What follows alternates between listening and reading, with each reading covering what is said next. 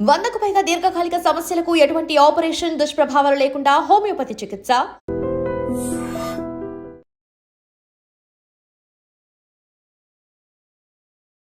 అయితే ఖచ్చితంగా మన లైఫ్‌లో ఫుడ్ ఎంత ఇంపార్టెంటో, స్లీప్ ఎంత ఇంపార్టెంటో, ఫిజికల్ యాక్టివిటీ కూడా అంతే ఇంపార్టెంట్ అని అంటుంటారు కదా!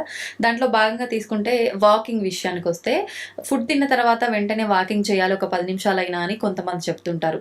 తినగానే అస్సలు వాకింగ్ చేయకూడదు, కాసేపు ఆగి వాకింగ్ చేయాలి అని చెప్పి కొంతమంది చెప్తుంటారు. నిజంగా వాకింగ్ పాత్ర అనేది మన లైఫ్‌పై ఎంతవరకు ఉంటుందంటారు? ఇంతకు ముందు స్టడీస్‌లో మనం హెల్తీగా ఉండటానికి, అన్ని డిసీజెస్ రిస్క్ తగ్గించుకోవడానికి అట్లీస్ట్ 10,000 స్టెప్స్ ఎవ్రీడే ఉండాలి. కానీ ఇప్పుడు న్యూ స్టడీస్‌లో even 7,000 steps okay. Cardiovascular health బాగుండాలి అంటే everyday 7,000 steps also is okay. Okay. అలాగే నెక్స్ట్ థింగ్ లంచ్ కానీ డిన్నర్ కానీ తిన్న తర్వాత వాకింగ్ ఎంత ఇంపార్టెంట్.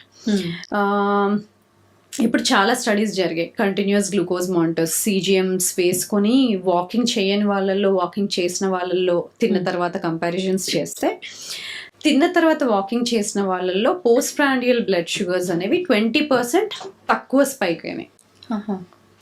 సో తిన్న తర్వాత వాకింగ్ చేసినప్పుడు మనకు మసిల్లో GLUT4 రిసెప్టార్స్ అని ఉంటాయి. ఓకే. సో వాకింగ్ చేసినప్పుడు ఆ రిసెప్టర్స్ యాక్టివేట్ అయ్యి ఆ మసిల్స్ ఆ షుగర్స్ని బ్లడ్లో ఉన్న గ్లూకోజ్ని తీసుకుంటాయి. So without the action of insulin. అది కాకుండా ఇన్సులిన్ సెన్సిటివిటీ కూడా ఇంప్రూవ్ అవుతుంది. సో ఈ spike post prandial glucose spikes అనేవి తగ్గుతాయి. సో లంచ్ తర్వాత డిన్నర్ తర్వాత అట్లీస్ట్ 10 to 15 minutes వాక్ అనేది it's very very important. Okay. అయితే వాకింగ్‌లో కూడా మళ్ళీ అంటే ఇప్పుడు లంచ్, డిన్నర్ దీని తర్వాత ఓకే పక్కన పెడితే మార్నింగ్ వాకింగ్‌కి వెళ్ళేవాళ్ళు, ఈవినింగ్ వెళ్ళేవాళ్ళు వాళ్ళ టైంని బట్టి వెళ్తుంటారు. చాలామంది అంటారు మార్నింగ్ వాకింగే చాలా మనకి బెనిఫిట్ ఇస్తుంది అని చెప్పి. నిజంగా అలాంటివి చూసుకోవాలంటారా మళ్ళీ వాకింగ్ చేసే దాంట్లో కూడా? మీకు చాలా టైం ఉంది, ఫ్రీగా ఉన్నారు, వర్క్ లేరు అంటే ఇవన్నీ చూసుకొని మార్నింగ్ లేసి బయట నేచర్లో సన్లైట్కి వెళ్ళి వాకింగ్ చేయొచ్చు. లేదు అంత ఫ్రీ టైం లేదు, మేము వర్క్ కూడా వెళ్తాము, మార్నింగ్ ఎర్లీగా వర్క్ స్టార్ట్ అవుతుంది, పిల్లలు ఉంటారు, అది అంటే walking any time is okay. Evening is also okay. Okay. కానీ టైం ఉంది, చాలా ఫ్రీ టైం ఉంది అంటే మార్నింగ్ ఇస్ బెటర్. అసలు టైం లేదు అంటే ఈవినింగ్ ఇస్ ఆల్సో ఓకే. కానీ వాకింగ్ ఎక్సర్సైజ్ అయినా వాకింగ్ ఒక్కటే చేస్తే చాలా అంటే కాదు. మసిల్ స్ట్రెంథనింగ్ ఎక్సర్సైజెస్ చేయకపోతే మనకి most of our population at least 60 to 70% of population above the age of 50 years, more than 50 years ఉన్న వాళ్ళల్లో 60 నుండి 70% మందికి మసిల్ లాస్ ఉంది, సార్కోపీనియా అంటాం. ఓకే. ఇది ఉన్నప్పుడు we are at risk for diabetes, heart disease, high cholesterol and risk for cancers. ఇది తగ్గించుకోవాలి, మసిల్ లాస్ తగ్గించుకోవాలి అంటే 2 important things all of us should do. Protein rich diet, increase the protein intake, ఇంకా strength training. Strength training అంటే వెయిట్స్తో చేయొచ్చు, resistance training బ్యాండ్స్తో చేయొచ్చు, కానీ weight bearing exercises చేయాల్సిందే. So strength training exercises at least 3 times a week or 3 to 4 times a week చాలా చాలా important. Age పెరుగుతూ ఉన్న కొద్దీ మనం 40, 50, 60, 70 అలా అవుతున్న కొద్దీ స్ట్రెంగ్త్ ట్రైనింగ్ ఎక్సర్సైజెస్ ఇంప్రూవ్ చేసుకుంటూ వెళ్ళాలి. అలాగే ఈ మధ్య అడిగిన మోస్ట్ కామన్ క్వశ్చన్, ఎలాంటి ఎక్సర్సైజెస్ చేస్తే ఏజింగ్ స్లో డౌన్ అవుతుంది, లేకపోతే ఏజింగ్ బెటర్గా ఏజ్ అవుతాం అనేది. సో చాలా వరకు స్టడీస్లో హై ఇంటెన్సిటీ ఇంటర్వెల్ ట్రైనింగ్ వల్ల చాలా బెనిఫిట్స్ ఉన్నాయి. కానీ మీరు కరెంట్ హెల్త్ స్టేటస్ ఏంటో చూసుకొని ఇన్కాపరేట్ చేసుకోవాలి. కరెంట్ హెల్త్ స్టేటస్ బాగాలేవు, జాయింట్ ఇష్యూస్ ఉన్నాయి, ఆల్రెడీ మసిల్ ఇష్యూస్ ఉన్నాయి అంటే వాళ్ళకి హిట్ ట్రైనింగ్ కష్టం. సో లేదు comparatively relatively healthy, knee joint issues లేవు అంటే once a week 20 minutes of high intensity interval training add చేసుకున్నప్పుడు మీ ఎక్సర్సైజ్ రొటీన్కి అది చాలా helpful. Along with strength training 3 to 4 times a week. అలాగే ఏజ్ పెరుగుతూ ఉన్న కొద్ది కార్డియోవాస్కులర్ ట్రైనింగ్, ఏరోబిక్స్ కూడా ఇంప్రూవ్ చేయాల్సిందే. So 50% of the time cardiovascular exercise చేయాలి, 50% of the time strength training exercise చేయాలి. Once a week high intensity interval training if your health is supporting, if your joints are supporting. Okay. అంటే ఈ జిమ్లు, ఈ workouts ఇవన్నీ చేసిన తర్వాత మనం మధ్యలో గనక ఆపేస్తే ఇంకా ఓవర్ వెయిట్ అయిపోతారు, ఇంకా పెయిన్స్ అలాంటివి ఎక్కువైపోతుంటాయి, రకరకాల ఇబ్బందులు వస్తుంటాయి అని చాలా మందిలో ఒక డౌట్ ఉంది. ఇది నిజంగా నిజమే అంటారా? అసలు ఎక్సర్సైజ్ ఎందుకు ఆపాలనుకుంటారు? బాడీకి ఫుడ్ ఎలాగో ఎక్సర్సైజ్ అలాగే. Okay. మనము సడన్ గా 30 years వరకు తిని నెక్స్ట్ 2-3 years ఫుడ్ మానేస్తామా? లేదు. మానేయం కదా. మానేయం. ఫుడ్ మానేయనప్పుడు ఎక్సర్సైజ్ ఎందుకు మానేయాలి? సో ఎక్సర్సైజ్ మానేయాలి అనే కాన్సెప్టే రాంగ్ కాబట్టి not answer to this question. Okay. Exercise ఆపకూడదు. ఫుడ్ బాడీకి నిద్ర కూడా ఎంత ఇంపార్టెంటో ఫుడ్ ఎంత ఇంపార్టెంటో ఎక్సర్సైజ్ అంతే ఇంపార్టెంట్. ఆ మూడు మనకి న్యాచురల్గా it should be like life style habit. Sudden గా స్టార్ట్ చేసి స్టాప్ చేసే క్రాష్ పనులు చేయకూడదు. స్టార్టింగ్ ఇస్ గుడ్, కానీ కంటిన్యూ చేయాలి, సస్టైనబుల్ గా చేయాలి, కన్సిస్టెంట్ గా చేయాలి. ఓకే. అయితే ఈ మధ్యకాలంలో చాలా మంది డయాబెటీస్తో బాధపడుతున్నారు. చిన్న చిన్న పిల్లల్లో కూడా చూస్తున్నాము. అయితే రీసెంట్గా నేను కూడా ఒక పాపకు ఒక 3 years 4 years పాపకు కూడా డయాబెటీస్ ఉందని చెప్పి విన్నాను. అసలు నిజంగా ఇంత చిన్న ఏజ్లో వస్తున్నాయి అంటే ఇది జెనెటిక్స్ ప్రాబ్లంగా తీసుకోవచ్చా, లేకపోతే అంటే బేబీ పొట్టలో ఉన్నప్పుడు మదర్ తీసుకునే ఫుడ్ ఏమన్నా ప్రభావితం చేస్తుందా? ఇంకొక విషయం, చాలా యాడ్స్ చూస్తున్నాం ఈ మధ్యకాలంలో. డయాబెటీస్ ఇది కనుక మీరు తీసుకుంటే మేము చెప్పిన ప్రకారంగా కనుక వింటే డయాబెటీస్ పూర్తిగా రివర్స్ అయిపోతుంది, కంప్లీట్గా తగ్గుతుంది, మళ్ళీ జన్మలో రాదు మీకు అని చెప్పి రకరకాల యాడ్స్ చూస్తున్నాం. నిజంగా అలా అయ్యే అవకాశం ఉంటుందంటారా? ఈ క్వశ్చన్ లో 2 parts ఉన్నాయి, 2 questions ఉన్నాయి. సో యంగ్ ఏజ్ అంటే లెస్ దాన్ 10 to 12 years లో వచ్చే డయాబెటీస్ ని మామూలుగా type 1 డయాబెటీస్ అంటాము. ఎందుకంటే వాళ్ళకి యాంటీబాడీస్ ఉంటాయి. ప్యాన్క్రియాస్ కి కానీ ఇన్సులిన్ రిసెప్టార్స్ కి కానీ యాంటీబాడీస్ ఉంటాయి కాబట్టి bodies acting against you. Insulin damage అయిపోతుంది, ఇన్సులిన్ ప్రొడక్షన్ ఉండదు వాళ్ళకి. సో దాన్ని type 1 డయాబెటీస్ ఉంటాం. సో దానికి ట్రీట్మెంట్ ఓన్లీ ఇన్సులిన్. ఇది పక్కన పెడితే సో ఇది రకరకాల కారణాల వల్ల అవ్వచ్చు. మోస్ట్లీ దానికి ఒక జెనెటిక్ కాంపనెంట్ ఉంటుంది, కానీ ఏవైనా వైరల్ ఇన్ఫెక్షన్స్ వచ్చినప్పుడు కానీ అలా ట్రిగర్ అయ్యే ఛాన్స్ ఉంటుంది. ఓకే. సో అది type 1 diabetes. type 2 diabetes mostly ఎల్డర్లీలో వస్తుంది, కానీ ఆ ఎల్డర్లీ అనే ఏజ్ లిమిట్ ఇప్పుడు తగ్గిపోతా ఉంది due to stress, sedentary life style, exercise చేయకపోవడం, bad life style habits or bad food habits వల్ల చాలా ఎర్లీగా డయాబెటీస్ రావడం చూస్తున్నాం. సో డయాబెటీస్ రివర్సల్ పాసిబుల్ అనే ఒక క్వశ్చన్ అడిగితే, డయాబెటీస్ రివర్సల్ అంటే ఏంటి? మనం ఫస్ట్ ఇనీషియల్గా రెస్ట్రిక్టివ్ డయట్ తీసుకున్న తర్వాత నార్మల్ డయట్ తీసుకున్నా కానీ మళ్ళీ డయాబెటీస్లోకి వెళ్ళకపోవడం. సో ఈ డయాబెటీస్ రివర్సల్ ఎవరిలో పాసిబుల్? ఇనీషియల్ స్టేజెస్లో ఉన్న వాళ్ళు, pre diabetes or type 2 diabetes వచ్చి ఇనీషియల్ ఫస్ట్ 5 years అయింది, ఇంకా కాంప్లికేషన్స్ ఏం రాలేదు, లైక్ నర్వస్ సిస్టమ్ కాంప్లికేషన్స్ కానీ వాస్కులర్ కాంప్లికేషన్స్ కానీ ఇలాంటివి ఏమీ ఇంకా రాలేదు, కార్డియాక్ ఇష్యూస్ లేవు అన్న వాళ్ళలో reversal is little easy. Early stages, very early stages. లేదు ఆల్రెడీ ఇన్సులిన్ తీసుకుంటున్నారు, 3 to 4 డ్రగ్ కాంబినేషన్ మెడిసిన్స్ ఉన్నాయి, కాంప్లికేషన్స్ ఉన్నాయి, మైక్రోవాస్కులర్ మైక్రోవాస్కులర్ కాంప్లికేషన్స్ అన్నాం, అవి ఉన్నాయి అంటే వాళ్ళల్లో reversal is little not possible. Okay. అయితే మనకు లివర్ ప్రాబ్లమ్స్లో కూడా చాలా అంటే లివర్కి సంబంధించిన ఇష్యూస్ వచ్చినప్పుడు ఖచ్చితంగా టోటల్ క్యూర్ ఉంటుంది, అంటే ఫైనల్ స్టేజ్కి వెళ్ళిన తర్వాత కూడా క్యూర్ ఉంటుంది అని చెప్పి వింటున్నాం కదా. నిజంగా అంటే లివర్కి రిపేర్ చేసుకునే ఒక శక్తి ఉంటుంది, అలాంటి ఛాన్స్ లివర్ ప్రాబ్లమ్స్లో ఉంటుందంటారా? సో లివర్లో చాలా ప్రాబ్లమ్స్ ఉంటాయి, కానీ మోస్ట్ కామన్ మనం ఎక్కువ శాతం డీల్ చేసేది ఫ్యాటీ లివర్ అంటాం. అవును. ఫ్యాటీ లివర్ ఇంకా type 2 diabetes brothers and sisters లాగా అనమాట. విజరల్ ఫ్యాట్ అంటే బాడీలో ఆర్గన్స్ చుట్టూ ఉండే కొవ్వు పెరిగినప్పుడు ఫ్యాటీ లివర్ కూడా వస్తుంది. type 2 డయాబెటీస్లో మనం ఫ్యాటీ లివర్ ఎక్కువ చూస్తూ ఉంటాం. సెంట్రల్ పొట్ట భాగంలో వెయిట్ గెయిన్ అయిపోయి type 2 డయాబెటీస్ వచ్చి ఫ్యాటీ లివర్ అనేది మోస్ట్ కామన్ కాంబినేషన్. సో రెండిటికి similar treatment, very anti inflammatory diet తీసుకోవడం, కార్బోహైడ్రేట్స్ తగ్గించి తీసుకోవడము, రిఫైన్డ్ ఫుడ్స్ తీసేయడము, ఇంటర్మీడియట్ ఫాస్టింగ్ ఇంక్లూడ్ చేయడం, ఇవన్నీ చేసినప్పుడు హెల్దీ ఫ్యాట్స్ తీసుకోవడం, ఇవన్నీ ఇంక్లూడ్ చేసినప్పుడు రెండు తగ్గుతాయి. ఫ్యాటీ లివర్ తగ్గుతుంది, type 2 డయాబెటీస్ కూడా తగ్గుతుంది. ఓకే. చాలా మంది లేడీస్లో పీసీఓడి, పీసీఓఎస్ ప్రాబ్లమ్స్ చాలా ఎక్కువగా చూస్తున్నాం ఈ మధ్య కాలంలో. ఈ ప్రాబ్లమ్స్ ఎందుకు వస్తాయి అంటారు అసలు? అంటే ఫుడ్ హ్యాబిట్స్ ఏనా, జెనెటిక్సా, ఏంటి అసలు? టు సర్టన్ ఎక్స్టెంట్, కొంచెం ఎక్స్టెంట్ వరకు జెనెటిక్స్ ఉంటుంది, బట్ కొంచెం major portion would be lifestyle factors or nutrition, ఇలాంటివి కూడా this a lot of role. ఎందుకంటే పాలిసిస్టిక్ ఒవేరియన్ సిండ్రోమ్ అన్నప్పుడు it is multi system syndrome, అంటే దానిలో భాగంగా వాళ్ళకి ఇన్సులిన్ రెసిస్టెన్స్ ఉంటుంది. సో ఇన్సులిన్ రెసిస్టెన్స్ ఉండి చాలా రకాల సిమ్టమ్స్ ఉంటాయి. సో జెనెటిక్స్ కి కొంచెం భాగం ప్రాబ్లం ఉంటుంది. బట్ ఎపిజెనెటిక్స్ది కూడా అంటే జెనెటిక్స్ చుట్టూ జరిగే చేంజెస్ ఏవైతే ఉంటాయో అంటే డిఎన్ఏలో స్ట్రక్చర్ అది చేంజ్ అవ్వకుండా మనం తీసుకునే లైఫ్ స్టైల్ చేంజెస్ వల్ల ఏమైనా అవుట్పుట్ ఉంటే చేంజెస్ ఉంటే వాటిని ఎపిజెనెటిక్స్ అంటాం. మనం ఇంతకుముందు అప్పటి నుండి డిస్కస్ చేసిన మార్పులు ఏవైతే ఉన్నాయో వాటిని ఎపిజెనెటిక్ చేంజెస్ అంటాం, లైఫ్ స్టైల్ చేంజెస్ అంటాం. సో అవి చేసినప్పుడు మనకి జెనెటిక్ రిస్క్ ఉన్నా కూడా లైక్ డయాబెటీస్కి కానీ కొన్ని రకాల క్యాన్సర్స్కి కానీ హైపర్ టెన్షన్ కానీ వీటన్నిటికీ రిస్క్ ఉన్నా కూడా ఆల్జైమర్స్కి కానీ మనం తీసుకునే జాగ్రత్తల వల్ల లైఫ్ స్టైల్ చేంజెస్ వల్ల ఎపిజెనెటిక్స్ చేంజ్ చేయొచ్చు. జెనెటిక్స్ చేంజ్ చేయలేము. డిఎన్ఏ అది ఒక బ్లూ ప్రింట్ కదా, బ్లూ ప్రింట్ని చేంజ్ చేయలేము. కానీ దాని అవుట్పుట్ ఎలా ఉంటుందో, అది ఏం ప్రొడ్యూస్ చేస్తుందో, ఏం ప్రింట్ చేస్తుందో దాన్ని చేంజ్ చేయొచ్చు. Epigenetics can be changed. ఇప్పుడు మనం డిస్కస్ చేసిన ఈ 4-5 థింగ్స్ మనం కరెక్ట్గా చేయగలిగితే మనం అన్ని రిస్క్స్ని తగ్గించుకోవచ్చు.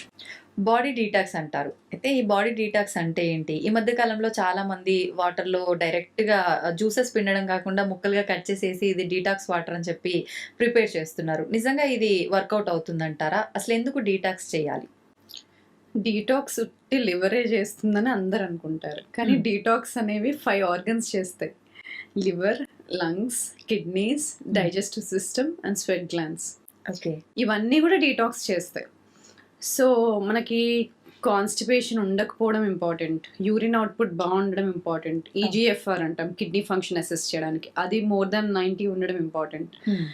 మనం బ్రీదింగ్ ఇష్యూస్ లేకపోవడం ఇంపార్టెంట్. పీపుల్ బ్రీదింగ్ ఇష్యూస్ ఉన్న వాళ్ళు దే డోంట్ లంగ్ డీటాక్స్ సరిగ్గా ఉండదు. అలాగే లివర్, అలాగే డైజెస్టివ్ సిస్టమ్.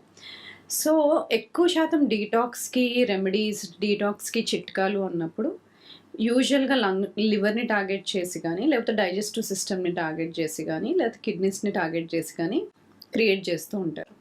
కానీ ఏదేమైనప్పటికీ మన health, liver health, lung health, kidney health, మన lymphatic system drainage or digestive health, ఇవన్నీ బాగుండాలంటే బేసికలీ మనం ఇంక్లూడ్ చేసుకోవాల్సింది anti inflammatory foods. Okay, anti inflammatory foods అంటే ఒక 10 ఫుడ్ గ్రూప్స్లో ఉంటాయి.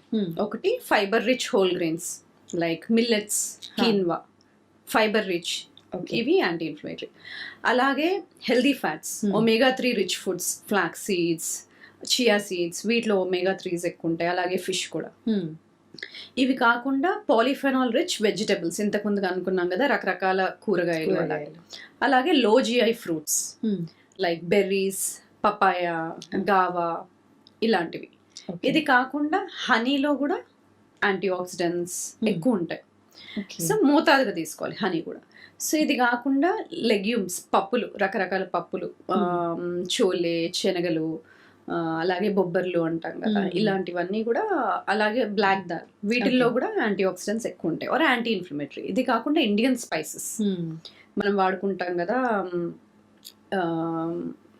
ఇండియన్ స్పైసెస్ పోపుకు వాడేవన్నీ, అవన్నీ మంచివి. అలాగే herbs and green leafy vegetables కూడాను. వెజిటబుల్స్లో ఎక్కువ క్రూసిఫెరస్ వెజిటబుల్స్ అంటాం.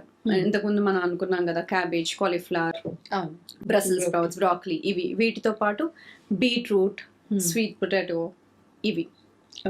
ఫ్రూట్స్లో pomegranate on the top, number 1. ఎందుకంటే పొమోగ్రనేట్కి ఒక స్పెషల్ ఎఫెక్ట్ ఉంది. ఏంటది? పొమోగ్రనేట్లో ఉండే ఇంగ్రీడియంట్స్ ని యూజ్ చేసుకొని గట్ మైక్రోబయోమ్ అంటే గుడ్ హెల్దీ గట్ బ్యాక్టీరియా ఉంటాయి కదా, అది యూజ్ చేసుకొని యూరోలిథిన్ ఏ అని ప్రొడ్యూస్ చేస్తుంది గట్లో. ఓకే, ఆ యూరోలిథిన్ ఏ మనకి హెల్త్కి చాలా బెనిఫిషియల్. అంటే ఇంతకుముందు మనం ఏజింగ్లో మెకానిజమ్స్ మాట్లాడుకున్నాం కదా, ఏజ్ అయ్యేటప్పుడు ఏవేవి తగ్గుతూ వస్తాయో వాటిని ఇంప్రూవ్ చేస్తూ వెళ్తాయి. ఓకే, సో అలాగా హెల్తీ గట్ మైక్రోబయోమ్ ఉన్నప్పుడు మనం పొమోగ్రనేట్ యూజ్ చేసుకున్నప్పుడు ఇలాంటి మంచి హెల్తీ మెటబోలైట్స్ ప్రొడ్యూస్ అవుతాయి. సో అది. సో ఇవి కాకుండా మనం కొత్తిమీర, పుదీనా ఇవన్నీ వాడతాం కదా, గ్రీన్ లీఫీ వెజిటబుల్స్తో పాటు ఇవి కూడా. ఓకే, అండ్ జింజర్, టర్మరిక్, పసుపు, అల్లం, వెల్లుల్లి, ఇవన్నీ. సో ఈ లిస్ట్ ఆఫ్ ఫుడ్స్ అన్నీ anti inflammatory foods.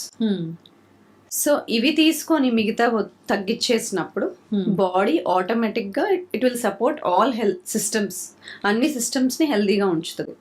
Immunity build అవుతుంది, ఇన్సులిన్ సెన్సిటివిటీ ఇంప్రూవ్ అవుతుంది, అవుతుంది, మెటబాలిక్ హెల్త్ ఇంప్రూవ్ అవుతుంది, రిస్క్ ఫర్ డయాబెటీస్ తగ్గుతుంది, బాడీ డీటాక్స్ అవుతుంది న్యాచురల్గా. అంటే గుడ్ హెల్దీ ఫుడ్స్ ఇచ్చినప్పుడు బాడీ సపోర్ట్ అవుతుంది.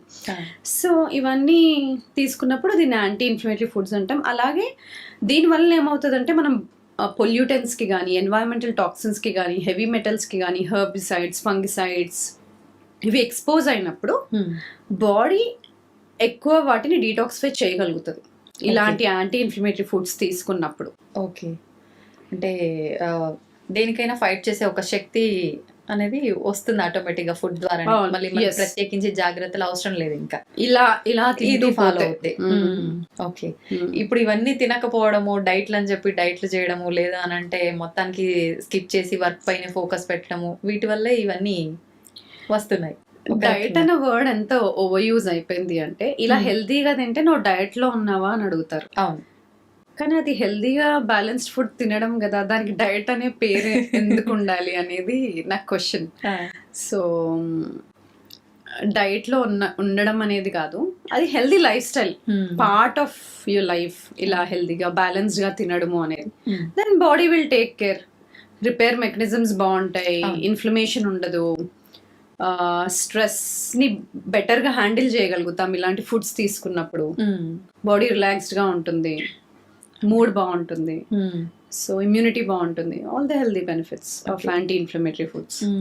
అయితే అందరికీ మనం డైట్ అనేది కరెక్ట్ గా ఉంటే హెల్దీగా ఉంటాము, హ్యాపీగా ఉంటామని తెలిసినా అందరూ ఫాలో అవ్వరు. ఎవరో ఒకరు ఇద్దరు ఫాలో అయ్యేసరికి వాళ్ళు డైట్ చేస్తున్నారు ఆ పదం యూజ్ చేస్తారు జనరల్ గా. అయితే మనం స్టార్టింగ్ లోనే మాట్లాడుకున్నట్టు మీరు స్ట్రెస్ అని చెప్పి, ఫుడ్ అని చెప్పి, వర్కౌట్, న్యూట్రిషన్ చెప్పారు, స్లీప్ కూడా అన్నారు. అయితే మనం అన్నిటి గురించి డిస్కస్ చేసాం. స్లీప్ నిజంగా ఇది చాలా ఇంపార్టెంట్ అని అనిపిస్తుంది ప్రతి ఒక్కరికి కూడా. కానీ పడుకుందామన్నా నిద్ర రాలేదు అని చెప్పి కొంతమంది, లేదు ఏదో ఒక పని మీద స్కిప్ చేయడము. చాలా మందికి ఇప్పుడు నైట్ షిఫ్ట్స్ ఉండటం వల్ల అలా డిలే అవ్వటము, డేలో పడుకోవడము, నైట్ అంతా మెలుకుతూ ఉండడము, రకరకాలుగా స్లీప్ డిస్టర్బెన్సెస్ చూస్తున్నాం. నిజంగా ఎవరికి ఎన్ని గంటలు అవసరము, కరెక్ట్ స్లీప్ అనేది ఏ టైం నుంచి ఏ టైం వరకు, వాటి గురించి. స్లీప్ చీకటిగా ఉన్నప్పుడు పడుకోవడమే బెటర్. అంటే మనం ఎన్నో ఇయర్స్ నుండి హ్యూమన్ బాడీస్ అలాగే ట్రైన్ అయ్యాయి, సన్సెట్ తర్వాతే పడుకోవాలి. సో దాంట్లో దర్ ఇస్ నో క్వశ్చన్. ఇంకా వర్క్ ఉంది కదా, నేను నైట్ వర్క్ చేస్తాను పడుకోలేను అంటే దాంతో హెల్త్ ఇష్యూస్ వస్తాయి. బట్ ఐడియల్లీ సన్సెట్ తర్వాతే పడుకోవాలి. So 7 to 9 hours is ideal time. అయితే స్లీప్ లో మనకి 4 to 5 సైకిల్స్ కంప్లీట్ చేస్తాం అనమాట. ఈచ్ సైకిల్ 90 minutes ఉంటుంది. ఆ సైకిల్ లో 2 stages ఉంటాయి, 2 cycles ఉంటాయి, ఎన్ఆర్ఈఎం, ఆర్ఈఎం అంట. ఎన్ఆర్ఈఎం లో మళ్ళీ స్టేజ్ 1, స్టేజ్ 2, స్టేజ్ 3. స్టేజ్ 1 అంటే అప్పుడే నిద్రలోకి వెళ్తూ ఉంటాము, కానీ ఈజీగా లేగగలుగుతాం, కానీ బ్రెయిన్ వేవ్స్ స్లో డౌన్ అవుతూ ఉంటాయి. Next stage 2. స్టేజ్ 2కి వెళ్ళినాక బాడీ టెంపరేచర్, కోర్ టెంపరేచర్ అంటాం కదా, అది తగ్గుతుంది, రెస్టింగ్ హార్ట్ రేట్ తగ్గుతుంది. సో ఆ టైంలో మనకి hormones, insulin, like growth hormone అంటాము, అవి యాక్టివేట్ అవుతాయి. Okay, next stage 3 is deep sleep. Deep sleep లో hormone regulation, immune system, cell repair, ఇవన్నీ ఇంపార్టెంట్ థింగ్స్ అన్ని డీప్ స్లీప్ స్టేజ్ 3లో అవుతాయి. Next we move in to REM sleep. అప్పుడు ఏంటంటే మెమరీ కన్సాలిడేట్ అవుతుంది, డ్రీమింగ్ అనేది అవన్నీ అప్పుడు ఉంటాయి అన్నమాట, కన్సాలిడేషన్ ఆఫ్ మెమరీస్ ఇవన్నీ. సో ఈ డీప్ స్లీప్, ఆర్ఈఎం స్లీప్ సరిగ్గా లేని వాళ్ళకి కార్టిజాల్ ఇస్ హై. ఒక్క 1 night డిస్టర్బ్డ్ స్లీప్ ఉంటే నెక్స్ట్ డే ఇన్సులిన్ సెన్సిటివిటీ సరిగ్గా ఉండదు. నువ్వు ఎంత హెల్దీ ఫుడ్ తిన్నా సరే నెక్స్ట్ డే గ్లూకోజ్ స్పైక్ అవుతుంది, హెల్దీ తిన్నా. 1 night గుడ్ నైట్ స్లీప్ లేకపోతే. అలాగే క్రానికల్ గా లాంగ్ టర్మ్ నైట్స్ స్లీప్ సరిగ్గా లేదంటే it will lead to hormonal imbalances, low immunity, cellular body repair mechanisms తగ్గిపోతాయి, ఇన్ఫ్లమేషన్ పెరుగుతుంది, కార్టిజాల్ లెవెల్స్ పెరుగుతాయి, ఇవన్నీ జరుగుతాయి. అలాగా ఈ సైకిల్స్ అనేవి స్లీప్ లో 4 to 5 cycles ఉండాలి. మొత్తం స్లీప్ లో 50% అన్నా మనం డీప్ స్లీప్ లో స్పెండ్ చేయగలగాలి. సో మంచి స్లీప్ అంటే అది 4 to 5 cycles ఉండాలి. Stage 1 to 3 of NREM sleep ఉండాలి, తర్వాత ఆర్ఈఎం స్లీప్ ఉండాలి. ఎందుకంటే ఈ స్టేజ్ ఆఫ్ స్లీప్ లో మనకి డిఫరెంట్ బాడీ రిపేర్ అవుతూ ఉంటుంది. ఒకసారి ఇన్సులిన్ సెన్సిటైజ్ అవుతూ ఉంటుంది, గ్రోత్ హార్మోన్ రిపేర్ అవుతూ ఉంటుంది, బాడీ రిపేర్ చేస్తూ ఉంటుంది, హార్మోన్స్ బ్యాలెన్స్డ్గా ఉంటాయి, కార్టిసాల్ బ్యాలెన్స్డ్గా ఉంటుంది, మెమరీ కన్సాలిడేట్ అవుతుంది, నెక్స్ట్ డే బాగా గుర్తుండడము, బాగా పడుకుంటే బాగా గుర్తుంటుంది, బాగా పడుకోకపోతే ఉండదు. సో కన్సాలిడేట్ అవ్వదు whatever you're working on. And decision making choices చెప్పాను కదా, 1 night స్లీప్ సరిగా లేకపోతే, REM స్లీప్ సరిగా లేకపోతే next day you don't make good choices. It could be health choices, food choices, decision making, అవన్నీ compromise అయిపోతాయి. Okay okay. So your decision making, mood, immunity, hormonal balance, everything. అలాగే hormones, leptin, రెలిన్ అంటాం. Leptin, రెలిన్ అనే hormones balanced. రెలిన్ అంటేనేమో hunger hormone, మనకి ఆకలి అవుతుంది అని తెలియాలి అంటే రెలిన్ యాక్టివేట్ అవుతుంది. ఓకే. తిన్న తర్వాత కడుపు నిండింది, ఫుల్నెస్ అయ్యింది అని మనకు తెలిసేది లెప్టిన్ వల్ల. సో స్లీప్ సరిగ్గా లేకపోతే ఈ బ్యాలెన్స్ కోల్పోయి లెప్టిన్ లెవెల్స్ తగ్గిపోయి లెప్టిన్ ఇంటాలరెన్స్ వచ్చి we keep eating more and more. ఎందుకంటే ఫుల్నెస్ తెలియదు, ఓవర్ ఈట్ చేస్తాం. So first of all wrong health food choices చేస్తాం స్లీప్ సరిగ్గా లేక, and we overeat. So sleep is link to so many things. So food, sleep are on the top. Health ఏమైనా change చేసుకోవాలి, stabilise అవ్వాలి అంటే we should work topmost are food, sleep. Okay. అయితే చాలా మందిలో పడుకునే ముందు, చాలా మంది కాదు ప్రతి ఒక్కరు చేసే పనే మొబైల్ చూడటం. కొంతమంది ఏదో కాసేపు నిద్ర వచ్చేదాకా చూస్తారు, పక్కన పెడతారు. కొంతమంది మాత్రం గంటలు గంటలు అట్లా చూస్తూనే ఉంటారు, నిద్ర వచ్చినా ఆపుకుంటూ. మరి నిజంగా ఇది కరెక్ట్ పద్ధతి అంటారా? దీనివల్ల అంటే ఎటువంటి ఇష్యూస్ వచ్చే ఛాన్సెస్ ఉంటాయంటారు?